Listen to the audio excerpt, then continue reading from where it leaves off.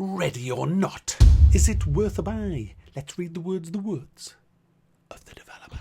Ready or Not is an intense tactical first-person shooter that depicts a modern-day world in which SWAT police units are called to defuse hostile and confronting situations. So yes guys, I missed this the first time round because I couldn't play any games because of my arm, but I've been in and I bought it this weekend, and there's 4 of us been playing it and had a right blast doing so. First up, let's have a look at the graphics. This supports DirectX 11 or 12. Ran fine for me. I didn't run it in DirectX 12 during the co-op, just in case it crashed, because I have had some dodgy times with DirectX 12 games before.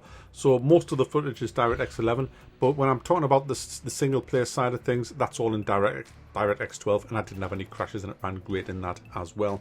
There's a ton of controls. You can rebind everything. It's a proper game made by proper developers, not these half-assed developers that make games that are bugged to shit when they release full release, and this is still in early access as well, and it's still better than most AAA games that are released now. Everything just works, you know. Rebind all of your keys. So yes, Ready or Not, it's like, do you know what it reminded me of? SWAT.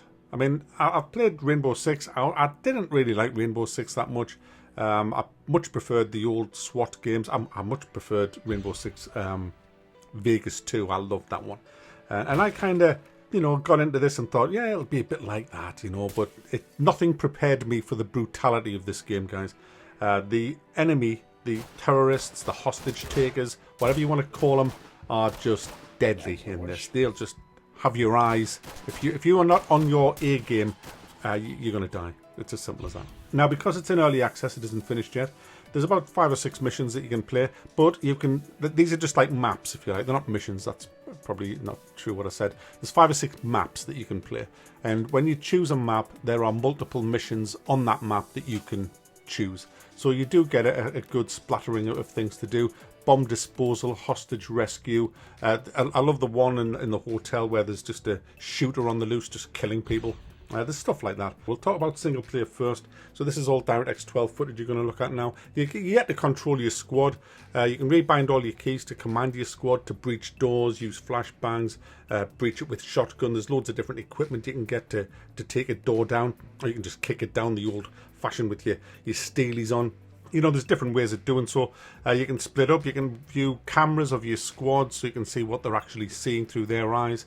You've got full control over them, really. What I didn't realise when we were playing this is that you can have 5 players in co-op. I only thought there was 4, so we just took a team of 4 in. In single player, I think you can take 6 in, but I've heard that it's going to expand in co-op to 8-player co-op. When that happens, I don't know, but that's just the word on the streets. I want to talk mainly about the co-op because that's what I did the most of. So you select what weapon you want. There's different assault rifles, submachine guns, shotguns. There's secondary weapons as well, such as pistols, magnums, and all that. Can be Dirty Harry if you want. And you can customize your weapons with sights and lights and grips and all of that kind of stuff, silencers. So there's lots to do, lots of equipment to select, you know, from the C4. There's breaching shotguns. There's little mirrors that you hold under the door. They're really cool, and you can see whether there's anybody there. So you can even shoot through the doors because everything has like penetration, realistic penetration. So you can just shoot through a door if there's someone standing behind it and just take them out straight away. It's just a really neat tactical game, this.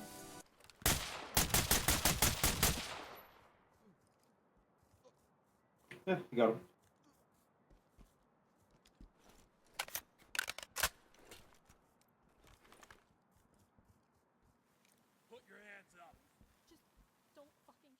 The map design is fantastic. I really enjoy the maps. I think they've been put together excellently. There's so many little points where you can get ambushed, where the tension is just palpable when you're playing this game. Especially if you split up and you're going off in twos, and then your partner dies and you're just on your own. You've got to have eyes in your ass. You know, you're watching every door. You take nothing for granted. If you take anything for granted, just walking around a corner, you're liable to get your head blown off. Because the AI in this game, they don't hang around. They will just... There is no difficulty. It's slider, you know. You can't adjust the difficulty. It's just one fits all, and they are brutal. They even have a bit of intelligence. It reminded me a little bit of Fear at point. I mean, they're not as good as Fear, but I tell you what, we were all outside of a. I don't know if I've got the footage. If I have, I'll put it up now. But we were all about to go into this room because we knew there was a bad guy in it. What we didn't realise was there was another door to the room round the corner, and the bad guy actually came out of the room through the other door, walked round behind us, and mowed us down. Stop it now!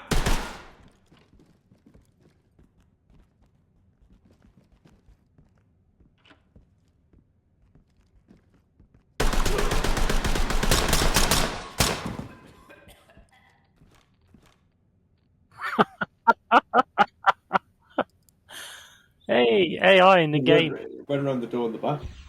I mean, that's what I love. I love that in games because it makes you think. It makes you have to cover every area. I mean, sometimes I've took them down with ease, and you know, they haven't been much of a challenge. But other times they've just been, most of the time, they're brutal. And especially on the later kind of missions where they're in full combat gear, they look the same as your guys. So I've been killed off a guy who I thought was one of our guys. He was shining a torch in my face and I couldn't see, then he just gunned me down. It's brutal, guys, but it is so freaking enjoyable.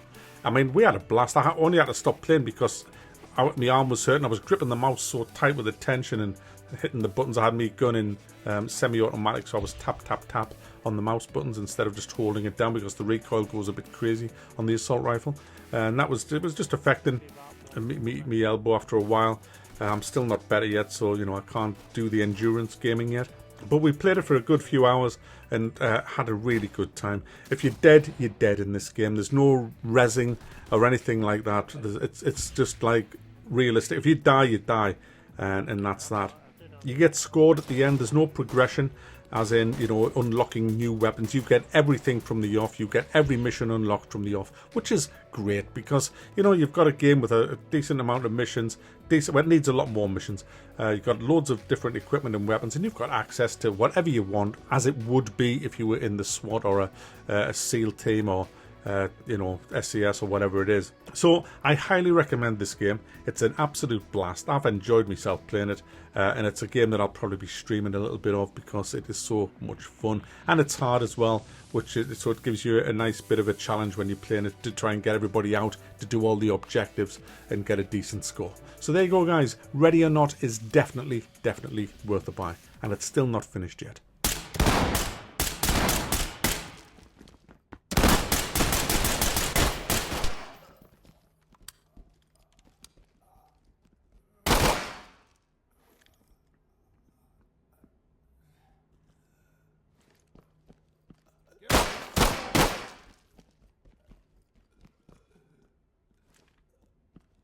I'm gonna grenade.